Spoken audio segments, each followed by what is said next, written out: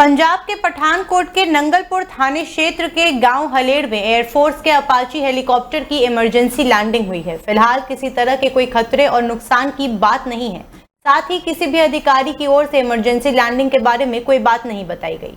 भारतीय वायुसेना के अपाची अटैक हेलीकॉप्टर ने पंजाब के पठानकोट जिले के नांगलपुर पुलिस स्टेशन के अंतर्गत हलेड़ गांव में आपातकालीन लैंडिंग की। पठानकोट वायुसेना स्टेशन से उड़ान भरने वाले हेलीकॉप्टर को कथित तौर पर तकनीकी दिक्कतों का सामना करने के बाद खुले मैदान में एहतियातन लैंडिंग करनी पड़ी। हेलीकॉप्टर को उतरते देख ग्रामीण मौके पर जमा हो गए, लेकिन सुरक्षा कर्मियों ने तुरंत इलाके की घेराबंदी कर दी। अभी तक वायुसेना या जिला प्रशासन की ओर से आपातकालीन लैंडिंग के कारण के बारे में कोई आधिकारिक बयान जारी नहीं किया गया। मौके पर मौजूद वरिष्ठ अधिकारियों ने परिचालन और सुरक्षा प्रोटोकॉल का हवाला देते हुए टिप्पणी करने से इनकार कर दिया है। अधिकारियों ने आश्वासन दिया है कि सार्वजनिक सुरक्षा या बुनियादी ढांचे को कोई खतरा नहीं है। बता दें कि अपाची हेलीकॉप्टर की एक सप्ताह में ये दूसरी इमरजेंसी लैंडिंग है। इससे पहले उत्तर प्रदेश के सहारनपुर में भी अपाची हेलीकॉप्टर की लैंडिंग कराई गई थी। इजराइल ने ईरान में बड़ा हमला कर दिया है। इजराइल ने ईरान के परमाणु संवर्धन केंद्रों समेत कई जगह को निशाना बनाया। वहीं ईरान ने कहा है कि इसका परिणाम भुगतना होगा। इसको लेकर भारत सरकार ने कहा कि हालिया घटनाओं को लेकर चिंतित है। भारत ने दोनों देशों से किसी भी तरह के तनाव बढ़ाने वाले कदमों से बचने का आग्रह किया। इस बीच जम्मू कश्मीर की पूर्व मुख्यमंत्री और पीडीपी प्रमुख महबूबा मुफ्ती ने इस पर प्रतिक्रिया दी है। उन्होंने एक्स पर लिखा कि ईरान पर इजराइल का हमला एक स्टेट की घोर मानवीय का एक नया उदाहरण है। इस पर अंतर्राष्ट्रीय समुदाय, विशेष रूप से अमेरिका की अगुवाई वाले पश्चिमी देश की चुप्पी चिंताजनक ही नहीं, साफ तौर पर समर्थन जैसा प्रतीत होती है। इजराइल के प्रधानमंत्री बेंजामिन नेतन्याहू ने कहा कि नतांज स्थित ईरान के मुख्य संवर्धन केंद्र सहित अन्य ठिकानों पर हमला किया गया है। अगर इसे नहीं रोका गया तो ईरान बहुत कम समय में परमाणु हथियार बन सकता है। नेतन्याहू ने कहा कि उनका देश ईरानी शासन के परमाणु जनसंहार का शिकार नहीं बनेगा। उत्तर पश्चिम और मध्य प्रदेश में भीषण गर्मी का प्रकोप जारी है। राजस्थान के श्रीगंगानहर में तापमान बुधवार को 48 डिग्री सेल्सियस तक पहुंच गया, जो देश में सबसे अधिक था। वहीं राष्ट्रीय राजधानी में ऊष्मा सूचकांक खतरनाक 51.9 डिग्री सेल्सियस तक पहुंच गया। ऊष्मा सूचकांक वो तापमान है जो सापेक्ष आर्द्रता के वायु के तापमान के साथ मिलने पर मानव शरीर को महसूस होता है। भारत मौसम विज्ञान विभाग यानी IMD के अनुसार आज यानी 13 जून तक भीषण गर्मी जारी रहने का अनुमान है। हालांकि उसके बाद पंजाब, हरियाणा, उत्तर प्रदेश और राजस्थान के कुछ हिस्सों में हल्की से मध्यम बारिश के कुछ राहत मिल सकती है। IMD ने यह भी बताया कि 26-27 मई से महाराष्ट्र के तट के पास रुके दक्षिण पश्चिम मानसून के अगले 2 से 3 दिनों में फिर से सक्रिय होने की उम्मीद है।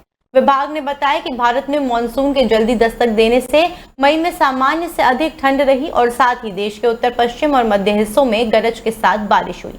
विभाग के मुताबिक लेकिन जून की शुरुआत में बारिश की कमी के कारण तापमान में तेजी से वृद्धि हुई है, जिससे 8-9 जून से उत्तर पश्चिम और मध्य भारत के बड़े हिस्से में लू की स्थिति पैदा हो गई। गुजरात के अहमदाबाद में 12 जून को हुए दर्दनाक विमान हादसे में राजस्थान के 5 परिवारों की मौत हो गई। एयर इंडिया की फ्लाइट संख्या AI-171 ने जैसे ही दोपहर 1:38 पर अहमदाबाद से उड़ान भरी, मात्र 2 मिनट बाद 1:40 पर विमान क्रैश हो गया। दुर्घटना इतनी भीषण थी कि इलाके में धुएं का गुबार छा गया। इस हादसे में उदयपुर के प्रतिष्ठित मार्बल व्यवसायी संजीव मोदी के बेटे शुभ मोदी और बेटी शगुन मोदी सहित कुल 4 लोग शामिल थे। एक और मृतक बलोत्रा की युवती खुशबू राजपुरोहित थी। बलोत्रा की रहने वाली खुशबू राजपुरोहित अरावा गांव की निवासी थी और अपने करियर और भविष्य के सपनों को लेकर लंदन जा रही थी, लेकिन ये उड़ान उनके जीवन की आखिरी यात्रा साबित हुई। इस हृदय विदारक हादसे के बाद राजस्थान भाजपा ने अपने सभी सार्वजनिक कार्यक्रम और सभाएं अगले आदेश तक स्थगित कर दी हैं। पार्टी के प्रभारी मंत्रियों को मोदी सरकार के 11 साल पूरे होने पर प्रेस कॉन्फ्रेंस के लिए विभिन्न जिलों में जाना था, लेकिन अब ये कार्यक्रम नहीं होंगे। पार्टी ने कहा कि आगे की नई तारीखों की सूचना अलग से जारी की जाएगी। आपको बता दें, शुभ और शगुन मोदी अपने पिता का व्यापार संभाल रहे थे और लंदन घूमने जा रहे थे। दोनों ने MBA किया था और अपने पिता संजीव मोदी के मार्बल व्यवसाय में सक्रिय रूप से योगदान दे रहे थे। परिवार सहेली नगर उदयपुर में रहता है। हादसे की सूचना मिलते ही जिला कलेक्टर नमित मेहता संजीव मोदी के आवास पहुंचे और परिजनों से मुलाकात कर हालात की जानकारी ली। शुभ और शगुन की असामयिक मृत्यु से पूरे उदयपुर में शोक की लहर है। घटना की जानकारी मिलते ही पिता संजीव मोदी अहमदाबाद के लिए रवाना हो गए। वल्लभनगर के रुड़ेड़ा गांव निवासी वरचंदी मनेरिया और रोहिड़ा गांव के प्रकाश मनेरिया भी हादसे का शिकार हुए। दोनों लंदन में कुकिंग का कार्य करते थे और एक साथ लंदन के लिए रवाना हो रहे थे। वहीं वर्दीचंद की पत्नी और बेटे दीपक ने उन्हें अहमदाबाद एयरपोर्ट पर छोड़ा था और हादसे की खबर मिलते ही वहीं रुक गए। वर्दीचंद के भाई भगवान लाल भी अहमदाबाद के लिए निकल गए हैं।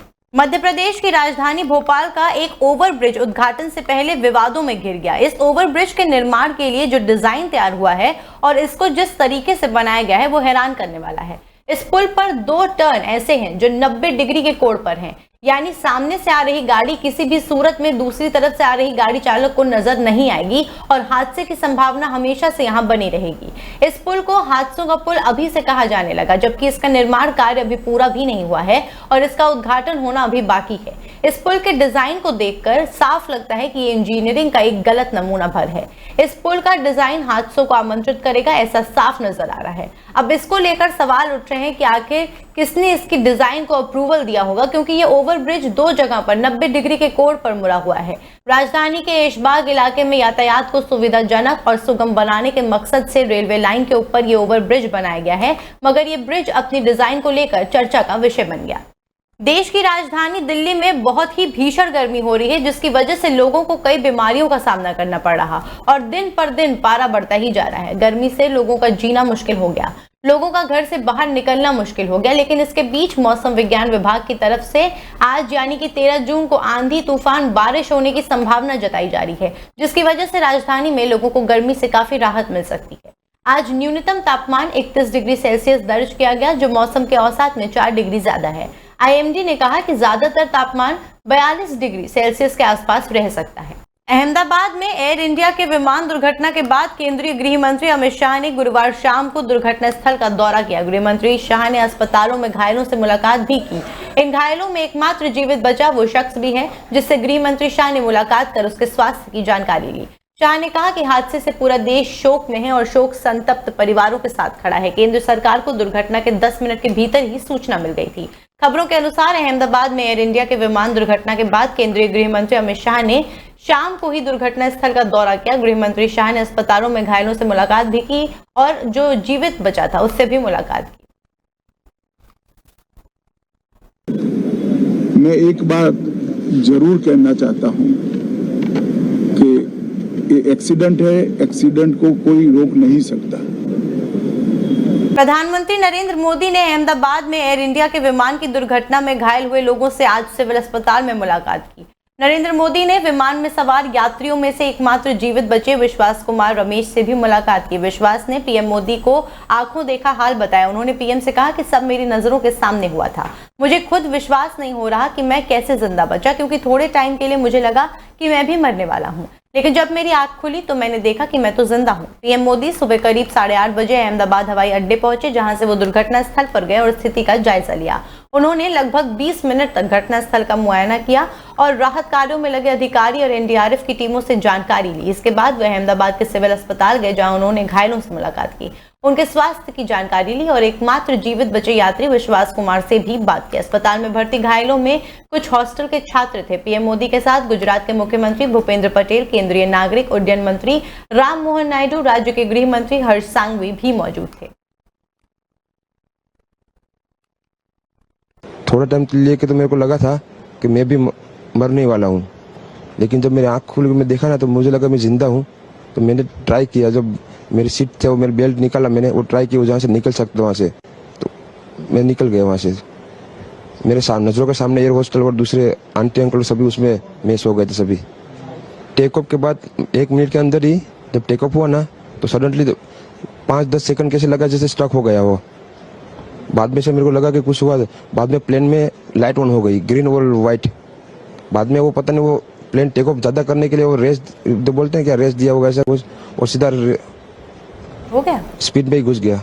मैं जो साइड पे था ना वो साइड हॉस्टल पे नहीं। उत्तर प्रदेश के पूर्व मंत्री स्वामी प्रसाद मौर्य ने 9 छोटे छोटे दलों को मिलाकर एक नया राजनीतिक गठबंधन लोक मोर्चा का गठन किया है और खुद को सीएम पद का उम्मीदवार घोषित कर दिया, जिस पर अखिलेश यादव के सहयोगी और मदन लाल के नेता केशव देव मौर्य तंज कसे हैं। उन्होंने स्वामी प्रसाद को नासमझ नेता बताया और दावा किया कि यूपी में सपा या बसपा के नेतृत्व में ही सरकार बनेगी।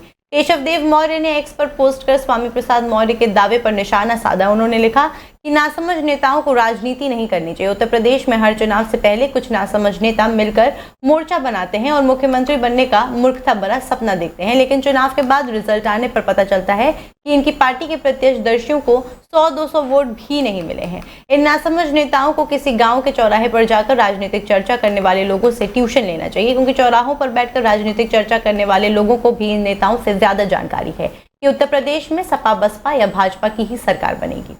सुना है कुछ मंदअकल नेताओं ने 2027 में मुख्यमंत्री बनने के लिए मोर्चा बनाया है, जिसका हश्र इनको शायद पता ही नहीं है। मेरी राय में ऐसे नासमझ नेताओं को राजनीति करनी ही नहीं चाहिए।